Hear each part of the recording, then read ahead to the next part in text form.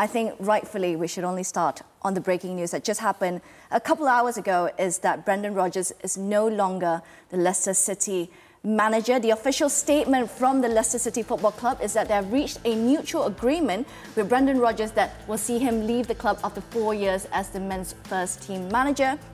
Immediate responsibility for the men's first team training and match preparation will be led by the club's long-serving first team coaches in Adam Sadler as well as Mike Stowell. First and foremost, Gary, is it a surprise? And second part of that question, is it too late now for Leicester City? I don't think it is a surprise, really. When you look at it, 11 clubs now have changed their manager. Southampton have done it twice, so there's been 12 Premier League managers sacked.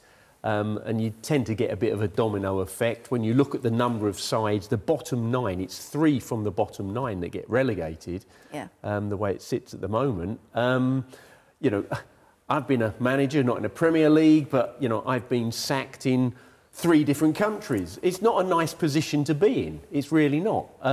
But clubs have to make a decision. I think the only strange thing from my perspective, and I don't know what Philippe thinks about this, but what I think is strange is why they've sacked him now and why it wasn't done, you know, immediately during the international weeks. Yeah, that's probably the only question that you can ask.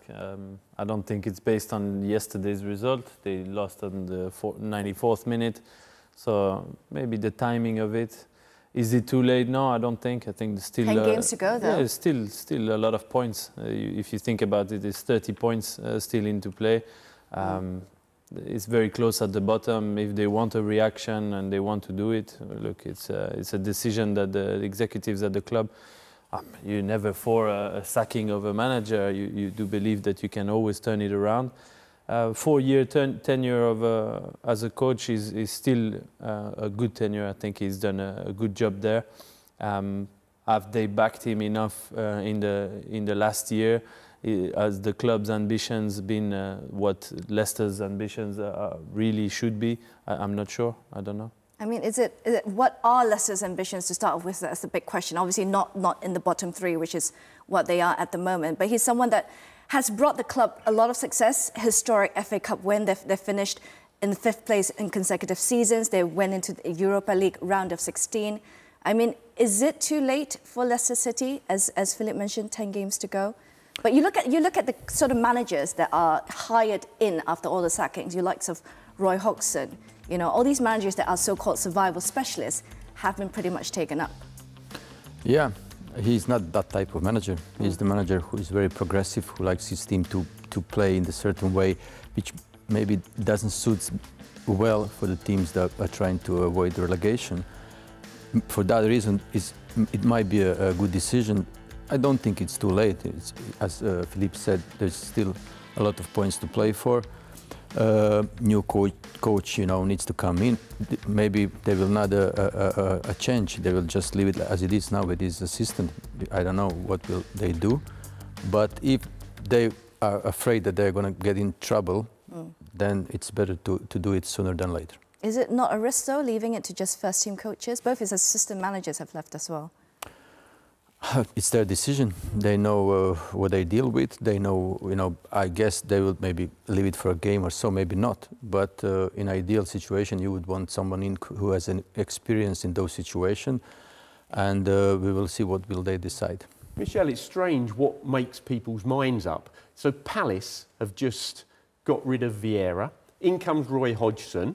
His first game in charge, and Palace haven't won all year. His first game in charge, ironically against Leicester, and they win it. And you know, maybe that was the straw that broke the camel's back with the board at Leicester City. Well, actually, Palace have just changed their manager. They've just gone and beaten us. We do have to make a change. I don't know. It's a strange business. Do you think they should stick to just the first-team coaches for now? Do you think they should go in and get, I don't know, someone that's maybe available at the moment? Well, you make a change because you need to get some sort of a reaction from your squad of players. And I think, you know, Bournemouth did it, didn't they? With when Scott Parker went, you know, Gary O'Neill was in position and he's taken over as a caretaker and he's now got the job permanently. It depends in their next game if they get a reaction or not. Do you think they should stick to first-team coaches or get a manager in quickly before the next game rolls around? I believe it would be good to have someone who has experience in this kind of situation, and to create the most impact, you need someone in pretty quickly. Do they have someone? Is that why they do it today? We don't know. We will know very soon. But I think to create the most impact, you need someone from outside, probably with a fresh pair of eyes, and to analyze that very quickly.